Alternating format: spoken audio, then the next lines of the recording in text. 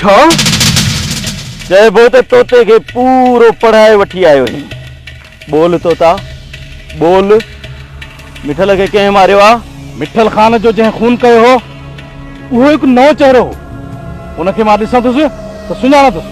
तुंहिंजो मतिलब त मिठल खान खे मारण वारो आसमान तां लथो ऐं मिठल खे गोली हणी वरी आसमान ते चढ़ी वियो। मूं ईअं त नाहे चयो।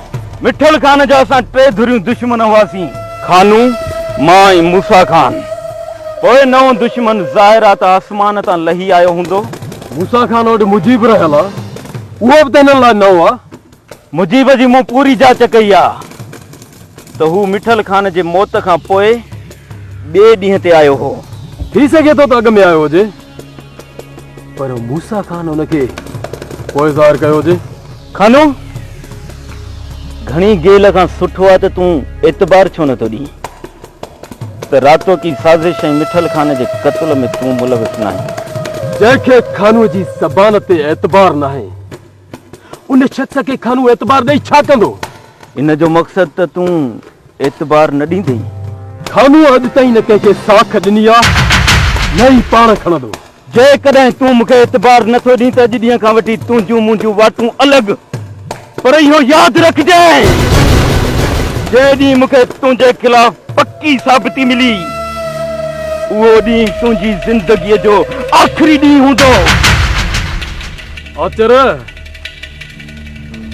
दोस्त बणिजांइ त सिर अॾी ते रखी ॾींदोसांइ, कपे खणी वञजांइ, पुछंदुसि कोन। जे दुश्मन बणिजांइ त रहम जी उमेद न रखजांइ, सिर्फ कपे छॾींदोसांइ। खानू, हद खां एतिरो अॻिते न वध खानू। किथे वक़्त खां अॻु मुंडी कपे न छॾिजांइ ऐं वञी घर वेही सगा सोर त तुंहिंजे खिलाफ़ मूंखे को पक्को सबूत हथ न अचे। जेकॾहिं मूंखे सबूत हथ अची वियो त अहिड़ो असर कंदुसि जो इन धरतीअ ते जीअण जिंदाल करे छॾींदुसि। 4 ॾींहं आचर तव्हां सां गॾु खाधो पीतो आहे, इन करे अॼु तूं चिंता बीठो आहीं।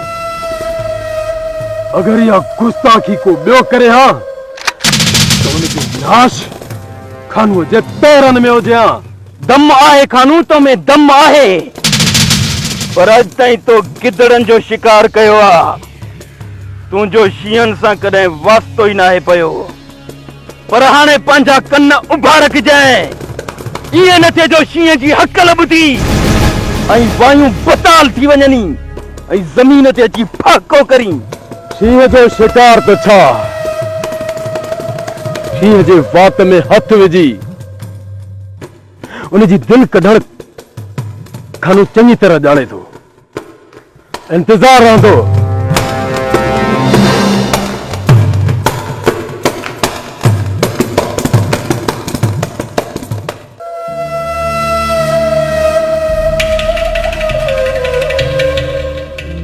सदके हाणे ॻाल्हि कर त मिठल खान खे कंहिं मारियो? खानू, मां हुनखे ॾिसंदुसि त सुञाणे वठंदुसि, बाक़ी हुनजे नाले जी मूंखे नाहे ख़बर। तूं हुनखे खून कंदे ॾिठो? छा हुन बि तोखे ॾिठो? सम्झां थो त उन मूंखे न ॾिठो हुयो, पर जे ॾिसी वठे हा त मूंखे ज़िंदह छॾे हा। ज़ाहिर आहे उहो खूनी त पंहिंजो सबूत कोन छॾे हा। पोइ मां हींअर तुंहिंजे अॻियां बि न हुजां हा। भला ॿुध, रईस मूसा खान जो ताक़त वेंदो आहे? वेंदो त न आहियां, पर अहिड़ी दुश्मनी बि कान्हे जो मूसा खान मूंखे पंहिंजी औताक ते अचणु न ॾे। पोइ वञ मूसा खान जो ताक़त ते। नओं चहिरो आहे, उनखे ॾिसी अच। तूं हुनखे सुञाणी? अचर हुनजो नालो छा वरितो हुयो? हाणे हीअं कर सादिक, हुन मुजीब खे ॾिसी अच। उहो त न आहे?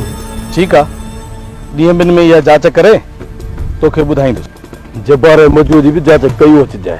उहे त खानू मुंहिंजा चेक आहिनि, चेक। छा मूंखे उहे चेक केश कराइण जी न हूंदी?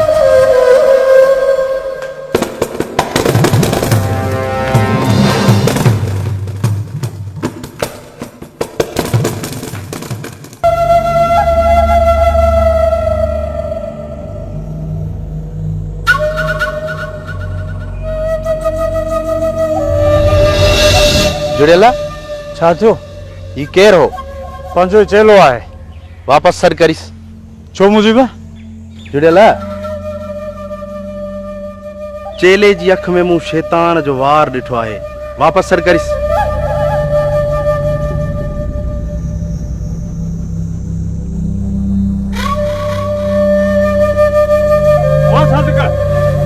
वो सदका जा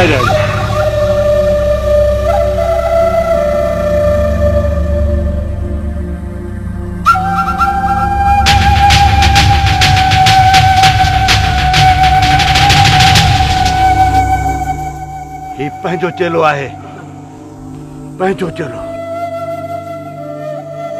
रेसा हेड़ियूं मुंडियूं वॾियूं शैतानगिरी वारियूं हूंदियूं आहिनि। पहिरियों हिन खां पुछो त हिते छो आयो आहे? मजू ऐं जबार में कमु हुयो, इन्हीअ करे हिते आयुसि। तोखे मजू ऐं जबार जो घर न आहे ॾिठल छा? रेसवरा घर वियोसि पर उते कोन हुया। ख़बर पई त उतां किथे निकिरी विया आहिनि। हाणे निकिरण जी कर किथे मुजीब जी गोली में मुफ़्त मरी न वञे।